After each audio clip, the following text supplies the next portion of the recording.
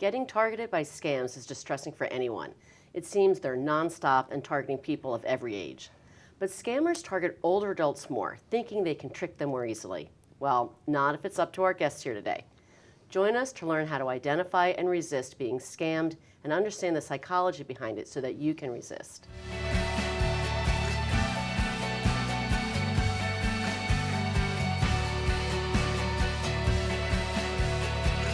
Hello and welcome to Aging Insights. I'm Kathy Rowe, Executive Director of New Jersey Advocates for Aging Well, and with me today are Christine Newman, Director of Community Engagement at AARP New Jersey, and Charles Clarkson, Senior Medicare Patrol Project Director. Welcome, Charles and Christine. I'm glad you're here today. Thank you. Thank you. I know you both have a lot to tell us today about Medicare fraud and scams that target older adults, but it seems we basically have three things to talk about here. Who are these people and why do they do this? What can we do to protect ourselves? And how to report being scammed or control the damage. So let's start with, for both of you, who are these scammers? Are we talking about some guy in his basement on a computer? Are we talking about a well-organized group? Who is behind this? I can start with this one, and I think I'd probably say option C. It's a bit of both. Okay. You can have individuals that are perpetrators of this, or you could have highly complex networks of individuals working together in what we call boiler room settings. Okay. And this is where you would actually get a group of con artists sitting together in a room, dialing out en masse on a specific scam. But I think the more important question to this is, there's a reason that New Jersey consumers lost $122 million worth to scams last year. And it's that whether we're talking about individuals or whether we're talking about networks of individuals, these are highly sophisticated and complex scams and structures they've developed. So consumers have to be very savvy to spot this and prevent it. Yeah, and a lot of times when you get a call like on the phone, you might hear a lot of noise in the background of other con artists speaking to people because they're in large rooms. You know, they're not doing this to have a lot of expenses. They want to make a lot of money, but put people in very crowded rooms who, and by the way, they're computer-generated calls. You know, there isn't someone there dialing all these numbers. You know, they purchase all these numbers, make these dials, and if someone picks up, tells them, and so they can do it quickly and they can keep going and keep going. And they can do millions of them. There's a business model to this for con artists too, and the equipment that they buy is highly sophisticated. You know, whether we're talking about robocalls, the ability to spoof phone numbers, so what you see on your caller ID isn't actually what's happening. Again, highly sophisticated. Well, that makes me feel better for the times where I've, gotten those calls, and I think it would make a lot of people feel better that it's not that they're stupid. It's not that they were ignorant. Not at all. These are trained professionals, it sounds like. Absolutely. They are. So then how did both AARP and Senior Medicare Patrol, how and why did you get involved with fraud alerts and fraud protection? Well, the Senior Medicare Patrol was set up because they realized that the government was losing a lot of money to Medicare fraud, waste, and abuse. And when they did a pilot program with like 3 or 4 states, for every dollar they were spending, they were getting $6 or $7 back in return to the Medicare Trust Fund. So then they went national with the Senior Medicare Patrol program. So every state has a Senior Medicare Patrol program, and our mission is quite simple, to educate people so they can not be victimized from Medicare fraud, waste, and abuse. You're talking about people's individual fraud. But Charles, why would scammers want your Medicare information? Because it's valuable. Okay. If you have someone's Medicare identification number, you can make a claim to Medicare, especially if you could steal a provider number, make a claim, have the monies directed to an account that you have access to. You can make a lot of money. Also, if you have someone's ID number, you can sell it, because there are a lot of professional groups who'd be happy to get the Medicare ID number of someone so they can do it whatever they want. And what the real problem is besides the financial loss, it can affect your medical records. So if someone goes in and gets a colonoscopy and it's on your record, then your record shows you had a colonoscopy. And if you go get a colonoscopy, Medicare will say, wait, we're not paying for this. You already had a colonoscopy. So it really does affect everybody dramatically. So we have to do whatever we can to fight fraud, waste, and abuse. And basically, you have to be an advocate for yourself. So with Medicare fraud, it's not that it would be money out of my pocket, but it could affect my ability to get It services. could be money out of your pocket if you fell for a scam. Let's say you took a genetic test because you thought your doctor had ordered it because you got a phone call that said, hey, your doctor wants you to take this test. Medicare says, this is not medically necessary. It wasn't ordered by your doctor. You could be on the hook for $9,000 to $13,000 for a scam genetic test. And we've seen it. And people get, obviously, they call us very, very emotional, said, I didn't know, they didn't tell me. And then trying to correct it is a lot harder than trying to prevent it. So how much are we talking about altogether with Medicare fraud? Well, Medicare fraud is estimated, and I'm sure it's a low estimate, to cost us $60 billion a year. Oh, my goodness. And With a B. With a B. Okay. And the reason we care is because it's our money. It's our tax dollars. So you don't have to be on Medicare to be affected by Medicare fraud. It affects all of us, you, your children, your grandchildren, because it comes out of our tax dollars. Money that could be spent giving actual services is going to fraudsters. And we really need to do something to stop that. We're getting better at it, but we have a long way to go. Okay, so Medicare fraud affects all of us. Yes. All of us. So, well, for both of you, how do con artists actually convince people to part with their money? It's interesting. I was listening to you tell that example about like genetic testing, and it made me think of this because, I think a lot of times we hear about these scams, and you'll hear people say things like this. Oh, how would someone fall for that? How does that happen? But again, these are highly sophisticated con artists, and what they're doing is they're tapping into emotion. And con artists know that if we can get folks reacting from a place of emotion, they're going to make decisions that they wouldn't necessarily make when they're not feeling that way. I think we can all probably relate to that at some level. If you've ever been really excited, or you see like a deal on TV and you're like, oh my gosh, you get really excited and you just jump on it, and then maybe the day afterwards you're like, oh, did I really need that second Regretting that mixer? purchase. Maybe not. But it's because we had that excitement and we acted from a state of emotion. Okay. Right, and the telephone is still the main means where people are scammed. So we always want to tell people, look, if you don't recognize the number on the phone, don't answer it. Let your message machine be your intermediary. All right. And then you can listen to it in a calm state, say, well, is this really a scam? Probably, and you don't return the call. Because again, every time you pick up, more likely you're going to get more scam calls because the computer is telling these people, hey, this person picked up. Oh, really? Let's call her again. Yep. Or him. I shouldn't say just her. Let's call her or him again. And that's what happens. Yeah. So by actually picking up, you're letting them know it's a live line and That's they might correct. call back. Yeah. That's Oh, one of that's the reasons interesting. we tell people a lot of times, you'll hear folks say, oh, I got the con artist, right? I picked up the phone and then I kind of messed with him or her, right? Or, and, I understand that can feel emotionally satisfying, especially when our phones are ringing constantly. But to Charles's point, every time you pick up that phone, you are now going on additional lists as, oh, we've identified there's a human who will actually answer the phone. So similarly, that ability to control our emotion to not answer the phone is critical. And what are some of the things they do to get us in that emotional state? I mean, I've heard some of the stories about the grandparent scam that happened in our own family. Somebody called my in-laws, and a bad line. It's like I was in a car accident. Don't tell my parents. Transfer the money by 4 o'clock, or I'll be in jail for the weekend. And thankfully, it was somebody. They actually went to get money. Somebody there said, "Hey, there's a scam going on. You might want to call your grandson." But they got them so emotional and so upset. And what emotion? It was fear. It was fear. And that's one that con artists use. So there's a few different persuasion tactics that con artists will use, and fear and intimidation is one of them. And that's a perfect example of it. You pick up that phone and you hear, who you think is a loved one in trouble. All of us are going to have that reaction. Right. Charles, the example you shared about the genetic testing, that's actually a persuasion tactic called source credibility. Okay. So in that situation, you get a call from allegedly your provider, right, saying that, oh, this would be a test that would be good for you, based on, your history.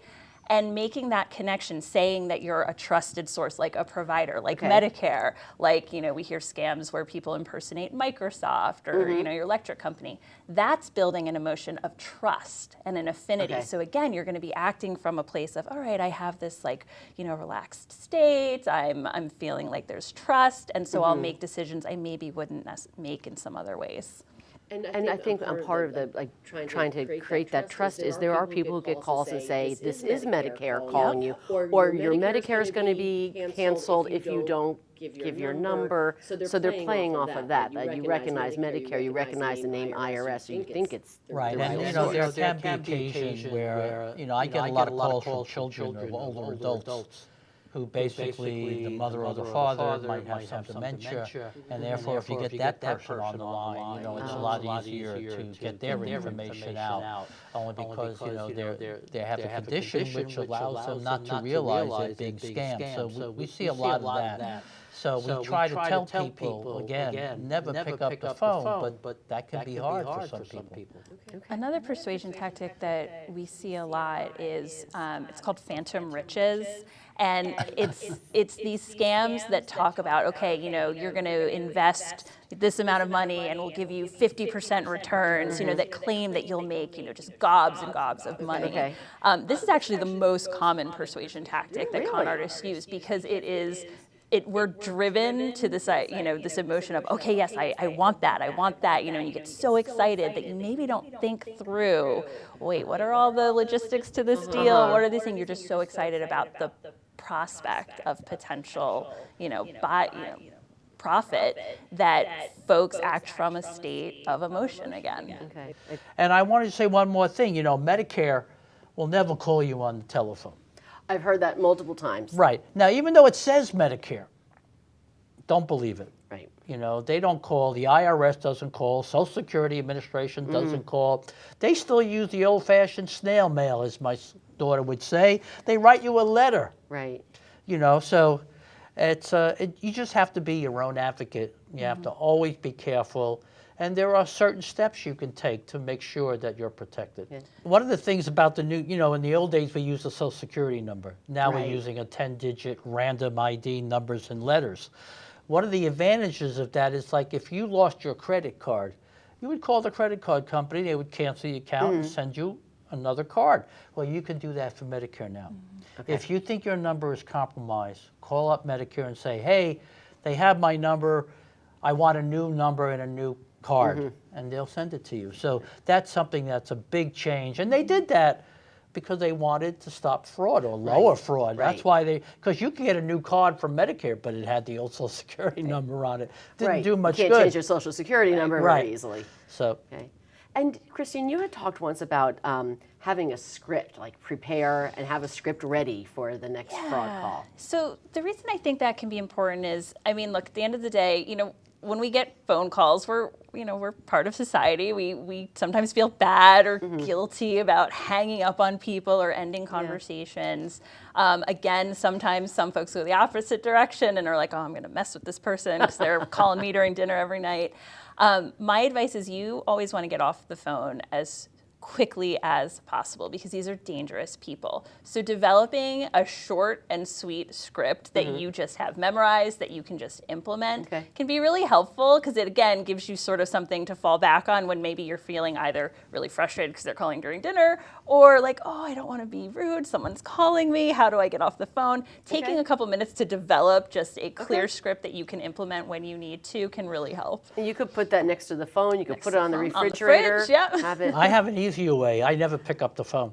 There you go. He tells me he never picks up the phone. Right. And I never pick up the phone. You know, if I recognize someone on my contact list, like my brother or my sister or something like that, okay, I'll answer it. Absolutely. But otherwise, I don't pick up the phone. Absolutely. And I let them leave a message, and then I return the call. Right. If it's important, they'll leave a message and you Yeah. can call back. And a lot of times, you're going to find they don't leave messages. Yes. That's interesting too. Yeah, they don't leave a message.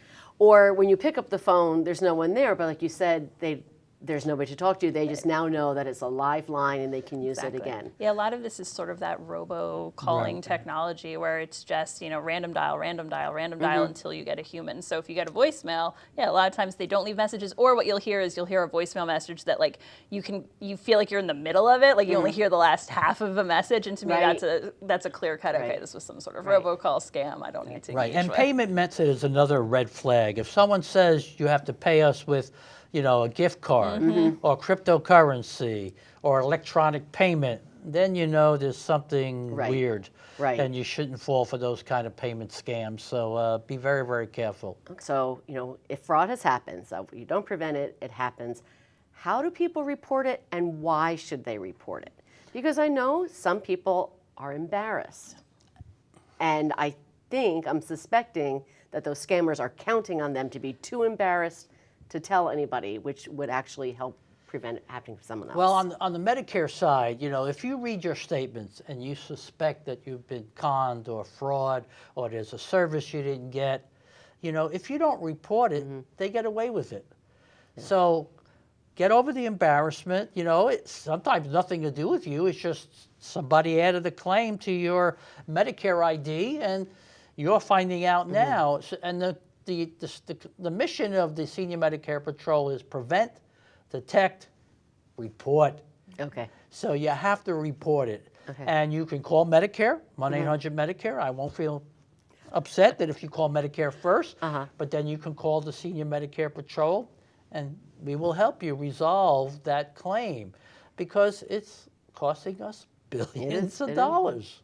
And then for frauds not related to Medicare, what do you suggest? So one of the things that I recommend is a police report because there are certain processes of recovery that do require documentation like a police report. So police report. The Division of Consumer Affairs in New Jersey is a resource that I highly suggest folks connect with if they feel they've been a victim, because they have the ability as well to investigate. And so the Division of Consumer Affairs actually has a 1-800 number. It's 1-800-242-5846.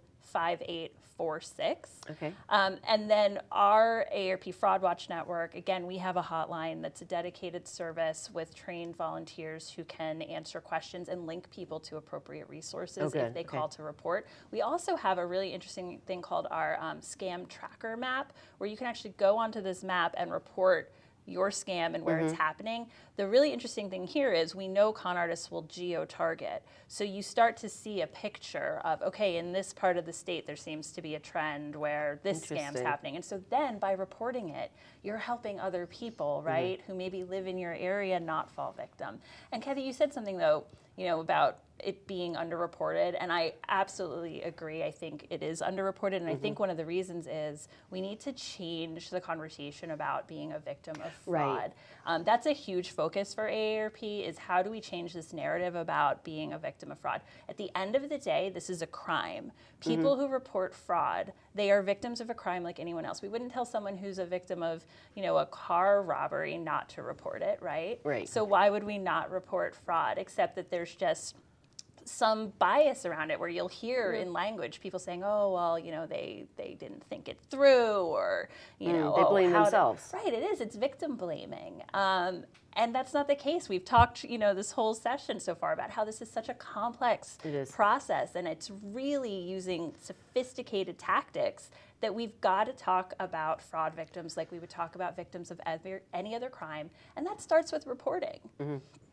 So now, as we're coming up on the holiday season, and for whatever reason, this is the height of fraud season, and part of that is Medicare open enrollment. They know people are looking for information. Why does fraud become more common at the end of the year during the holiday season, and what are we looking for this year? Well, this one I always find a little sad, to be honest, because, it's a time of year where we're all, opening our hearts, we're thinking about our fellow man, and a lot of that translates to increases in donations to charities. A lot of us do charitable giving during the holiday season, and con artists know that, and they will capitalize on it. So charity scams tend to spike during the holiday season.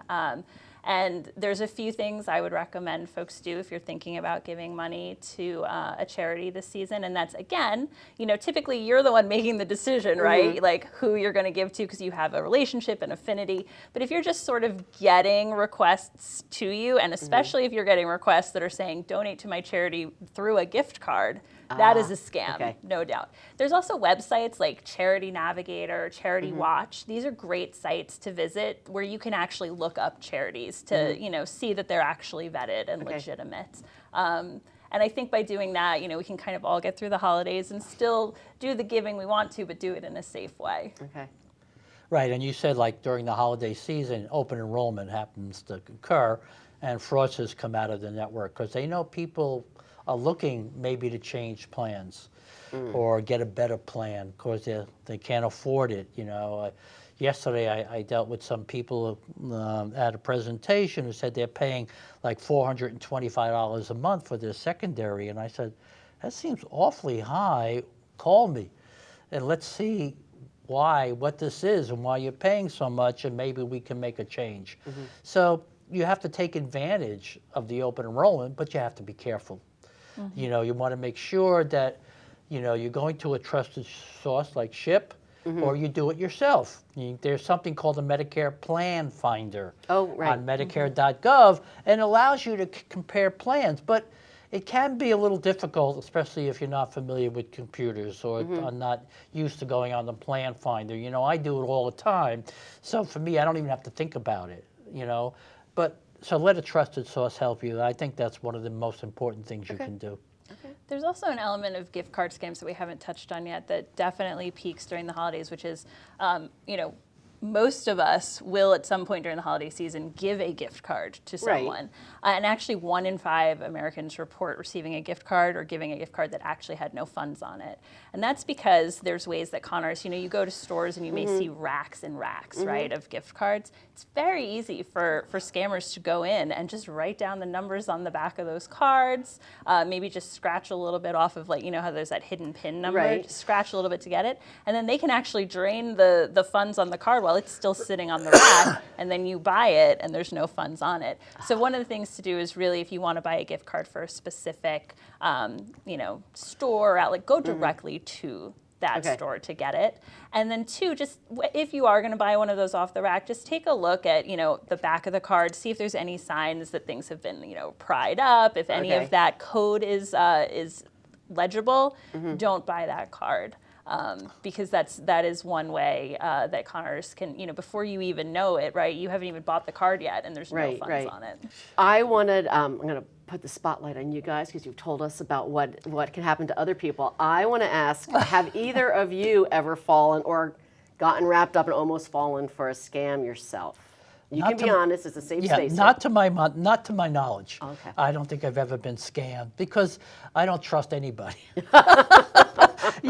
When you do this, I've been doing this now for 17 years as the head of the project, and you see all these kind of scams and fraud, and you get, I don't know, pessimistic is the right word, but you get wary, and you say, I don't trust anybody, and I tell my children, don't trust anybody. Like you said, verify, go to a trusted source, or come to your father. Let me help you. And, that's the way I live. And, I have to be my own advocate. And I know that I have to take certain steps to protect myself. And I do. And I don't mind taking the time to do it. But a lot of people don't want to do that. Yeah, well, it's time. And you've said that a few times. You need to take the time, Right. to prevent this and slow down and not get swept up or not rush. It's a matter of time. Yep. How about you, Christy? Yes, I have. I've had an account that was compromised, and what saved me was I had electronic access to all my accounts, so I was able to find out immediately. I had alerts set up on my accounts for transactions over a certain dollar amount, which I highly recommend folks do. And so I got an email that identified the transaction, and because I had that early notice, I was actually able to work proactively with the vendor and get things sorted out relatively painlessly. Right, and by the way, if you have a credit card, you should go online or call them and get the alerts. I put alerts for anything over $10 because you get a lot of alerts. I do, but you just read it and say, oh, that's me, no problem. And then, my daughter had my credit card. So now I know where she goes and what she spends money Yep. on, so I could track her Yeah. too. I have That's it a kind of sly thing, but I have it helps. set on dollar amount and international transactions. Right, we all, look, we all have problems with our credit cards. No matter what you do during your lifetime, someone's going to get your credit card number and spend it on something. You're going to get an alert, and you're going to say, oh, that's not me. Let me call up the credit card company and resolve this. But that happens to all of us. Nothing to do with fraud. It's just that somebody gets your information and uses it. So I don't consider that being scammed. I consider that, well, that's going to happen. I mean, how many credit cards have you had to change? I mean, I've changed Probably 2 or once a 3 in the year. last 5 years. Yeah. So it happens. And don't feel embarrassed by it. It happens to everybody. I think that's really a key takeaway here. Don't be embarrassed. Don't It be happens to embarrassed. everybody. We're dealing with trained professionals, and this is a crime. it's a crime. And You're it's right. a It is a crime. And if it happens to you, you should report it. Well, you have given us a lot of information to work with. I feel safer. I hope our audience feels safer. Is there anything else you want to share with us about the work that you're doing with fraud and scams? Anything else that we should keep in mind as we get into this holiday season? Yeah, well, I just want to reiterate that, you live in a world where information has value. Right. So knowing that gives you a big advantage. So if you take the steps to be your own advocate, protect your accounts, strong passwords with symbols and letters, and when they say use 8 characters, that's not enough. Yeah. You have to use at least 16. I mean, on my checking account, I use all 32 characters. I did not know that was possible. I mean, yeah.